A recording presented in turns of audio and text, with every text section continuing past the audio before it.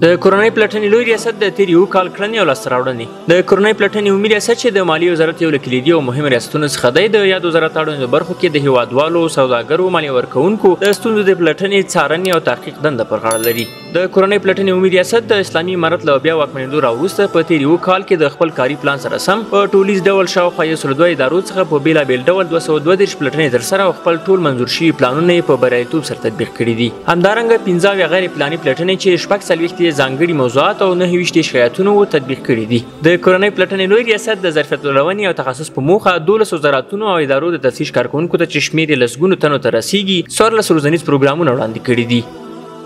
څنګه چې ټول ته معلومه ده د تفتیش ریاست د مالیې وزارت له یو کلیدي ریاستونو څخه شمیرل کیږي او د اسلامي امارت د فتح سره سم الحمدلله موږ خپل کارونه په ډېر ښه ډول پرمخ وړو او پرمخ وړې ده نو په دې لړ کې چې کله موږ راغللو موږ خپل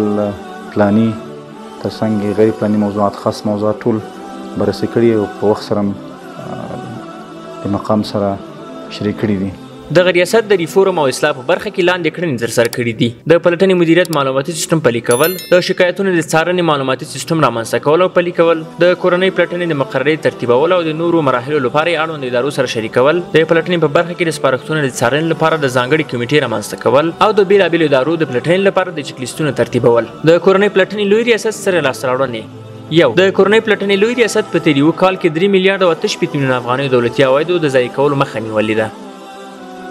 دوه د کورنۍ پلټنې لوی ریاست په تیر یو کال کې د پلټنو په ترڅ کې د پلټونکو له لوري د مالیې وزارت اړوندو ادارو ته 202 اصلاحي سپارښتنې کړي دي درې د کورنۍ پلټنې لوی رئیس د مرکز په شمول 55 ولایتي ادارو څخه لیدنه کړې ده چې لاندې لاسته راوړنې لرلې د هغو ادارو بیا فعالول چې د اسلامي امارت له تحکیم څخه وروسته غیر فعال وي د نوي ګمارل شویو کارکوونکو تنظیم او کاري چوکاټ ته برابرول د پلټنې ترڅنګ د کارکوونکو د ظرفیت لوړونې چارې ترسره کول د کورنۍ پلټنې لوی رئیس په مشرۍ د پلټنې د سپارښتنو د تطبیق تعقیب په شفاف ډول د عوایدو راټولولو په موخه د ولایتي کارکوونکو هڅونه او د دوی ستونزې او غوښتنې د وزارت مشرتابه سره شریکول عدلي او قضایي ارګانونو ته په فساد کې د ښکیلو کارکوونکو ورپېژندل او د هغو دوسیو څېړل چې پخوانی نظام یې له څېړلو څخه ناتوان و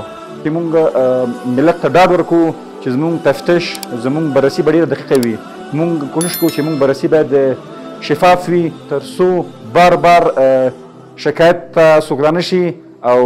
د ولس له دې مشکل سره مخامخ نشي